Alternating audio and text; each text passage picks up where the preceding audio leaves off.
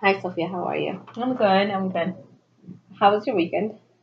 It was okay. I didn't really do much. I got my prom dress, but that's about it.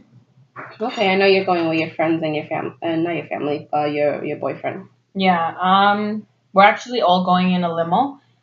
We kind of just split up like the money, and it was just easier that way.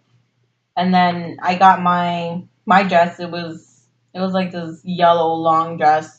Has like a little bit of diamonds up here. Has like a nice little cute bow, and then you could tie it in the back. And then so did Robert. We're kind of matching. He just has his like yellow tie. Okay, I hope you have fun. So I know it's going to be this week, right? Yeah. All right. So I wanted to recap a little bit on what we talked about last week. I don't know if you remember or not. We talked about it in the last few minutes we had. Hmm. It's for you to try out narrative therapy, right? And I kind of gave you a little brief summary what it is. Um, do you remember what I told you? Yeah. You mentioned that you just basically kind of want me to kind of describe in detail my experience with my dad. Yeah. So, I mean, I want to. It's a form of retelling your story, or storytelling. And for you in your particular case, it will be telling your experience with what happened with your father. And I want you to be as descriptive as possible. Using whether your five senses and touch, feeling, taste, and anything in sight. From what you remember of that experience. And I know I told you that if you actually felt comfortable in trying it, do you still feel comfortable now? Yeah. I get really emotional talking about it, Okay. but yeah, I would like to give it a try. All right. So I did tell you too that if at any moment while telling the story you feel unsafe or uncomfortable and you're not able to tell me anymore, then you can stop and tell me, this is where I Yeah. want to stop, and we'll take it from there, okay? Okay. So go ahead, tell your story. I know that I mentioned telling you that it started when I was 9, Mhm. but from what I could remember, it's just maybe like I was 12 years old. So I guess I'll start there. Okay. We didn't live where we live now. We used to live in a large apartment. It was kind of like just like it was just really crowded. I remember it being really crowded there, and there was a lot of people. It was a lot of people that we knew too. Mhm. And once we were in our apartment, it was just really dirty. They didn't really keep it safe, and there was a lot of stuff. We were super crowded all the time, and the only thing I really liked about that place was being in the room with my sister. Um, we used to share a room, and my sister Stephanie, we would have a bunk bed, and she would sleep on top, and then I would sleep in the bottom. We had a few things. We didn't have that much. We didn't Mhm. have like extra things like a laptop or just any extra things that other people have. We just had what we needed: a bed, a few clothes, and just any things that we really needed were there. Okay. Um, I remember that it didn't start until my dad started working in this fish market, because then by that time he would just come home late, Mhm. and he always seems very stressed out. And so I would hear him come in through, because you would have to walk up the stairs to get to our building. So you can kind of hear someone walking up the stairs, and usually I would know it was him because he always had like these very heavy footsteps going up, and you could kind of hear his keys because he always had these billions of keys that he needed for work, and he Okay. always talked about needing his keys all the time. So you would kind of hear like his little keys ringing up while he would walk up the stairs, and then he would, I guess he would just get ready. He would take off his clothes. He would, like, just his work clothes. He would leave it in his room and then kind of check. in on us. You would kind of have to walk through the living room to get to our room. Mm-hmm. So you would hear like everything being dropped, like his bag, which probably had just like a whole bunch of dirty clothes, and he would drop it on the floor. And then you would still hear the walking. He would pass the living room, and then that would be our room where you kind of needed to like move the door, and it always had like a squeaky sound. Mm-hmm. So you can tell when someone was opening it. It was really loud. So that's when you would hear the door squeaking open. Then from there, he would slowly walk in, and you can tell that he was doing it on purpose because, unlike when he was coming up the stairs when it was really loud, this was really, really slow, and it kind of felt like forever for him to walk in. Um, from there, he would go to my sister, and he would kind of tap her, not really, not really moving her too much because that wasn't his intention. His intention was just to kind of see if she was awake. Mm-hmm. So he would kind of grab her from like one shoulder and kind of like shake, when you're trying to shake someone up, Right. and he would just do that on one side and kind of whisper to her to see her reaction and how she would wake up. And if she woke up, then it was kind of like my lucky day. Mm-hmm. I would basically just sleep well, like if he had never entered the room. And most of the time that didn't happen. And when it did, that's why I say it was like a lucky day.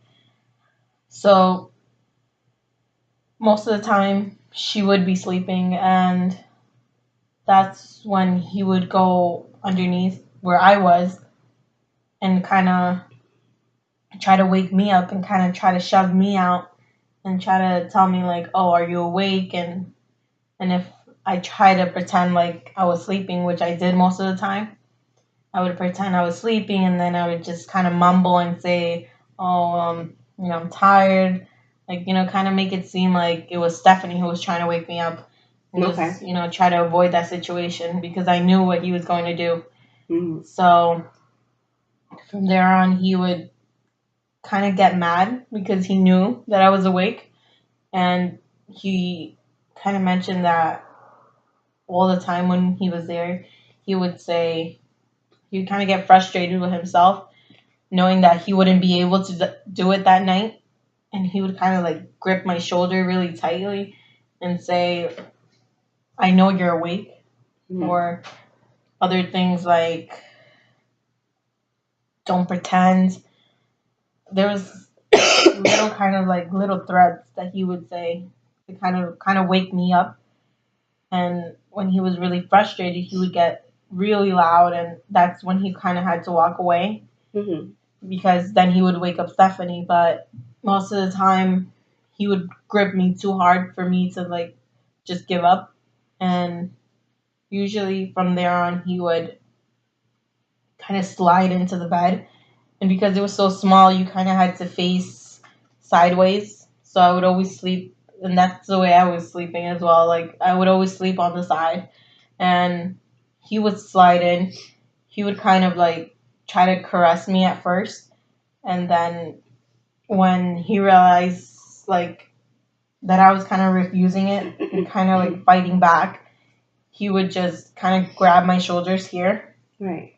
and like sort of how like a boyfriend would kind of hug you from the back. Right. But I didn't like it because I didn't feel anything like warm or emotional at that time. I didn't feel any love coming from it. It was kind of like a threat. Like I knew what was going to happen, and I was trying to avoid that. Um, he would grab on, and then he would kind of like shove his, you know, a private area like closer to mine, and kind of, I guess, I don't know if that made him feel better or kind of made him like try to get ready. Mm-hmm. But that's how I saw it. I always saw it like that was his get ready move. Right. And at that point, it was like where his thing, which I don't really like talking about it like too specific. Okay. But I knew it had reached that moment where he would kind of just like take off my. I would always sleep with shorts, so I knew it was always shorts, and he kind of knew it was always shorts, so it was kind of Mm-hmm. easier, I guess, easier for him to do anything. He would kind of like just take them off, and then he would take off my underwear as well. It was always that process. It was me first, and then him, and I guess that would make it easier for him. Mm-hmm. He kind of just would bend me over on the side, Right. and that's usually what I always remember. That he would bend me over and like try to make it seem like it was something easy, something normal, Mm-hmm. or he always made it seem that way. Like once we were at that point, he would just kind of like be aggressive, and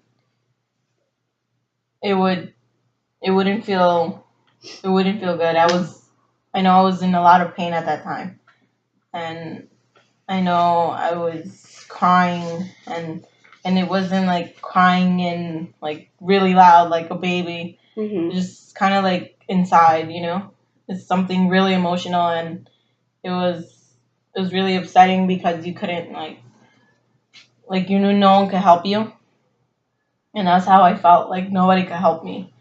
And he he was just very mean about it, and he wasn't what the father he should have been. He did things that didn't make sense, and he always tried to make it seem like it was normal. He would when he was having that with me, he would say, "Oh, just stay there. I'm almost done," or it's almost there.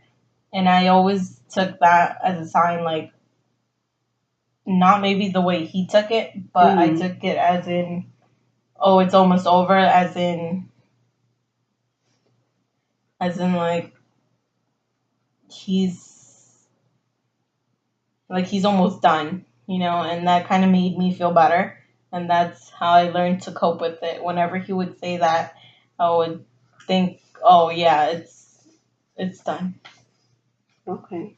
All right. I want to thank you for sharing that experience because I know it's very difficult, and I see that you're tearing a little bit, and Yeah, it's very difficult to share something so personal. And I know you said that you really haven't really told anyone about it, right? Except your boyfriend kind of knows, but yeah. you never actually told someone in full detail. But thank you for sharing. But I want you to know that this is a safe place. That nothing's gonna happen, and I just I want you to be okay. So how are you feeling right now? Um, I I just feel really upset, Okay. but I'm just with everything we're talking about, it really makes me feel better talking about it. Okay. All right. Yes, I want you to be okay. Just even leaving from here, be able to, go home with some type of peace. That coming here is just kind of retelling the story, and it was a different type of therapy that we're used to, right? Because we usually, and I told you before, we do usually CBT, right? Yeah. Cognitive behavioral therapy. So, I mean, this is a little different, very different. And I want to thank you again for sharing. And I know it's very difficult to just, be open and very, very detailed in what happened and what he Yeah. used to do, what he used to say, what he used to feel, and you being in pain because you were so young, and at age 12 that you kind of remember what was going on. Um, but thank you. I mean, if you were to even, the experience with your father, and the abuse that, he sexually abused you, if you were to able to name that moment, what would you name that past experience? Um, I guess I would just, it's funny you mention it because I've always thought about it too, and Mm-hmm.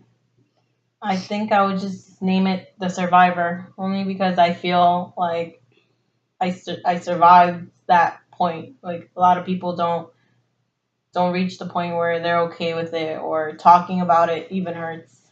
And it still hurts, but there's way more that people can go through, and I feel like I'm in a good place right now. Okay. All right. So I mean, like I said again, I want to make sure that you're okay.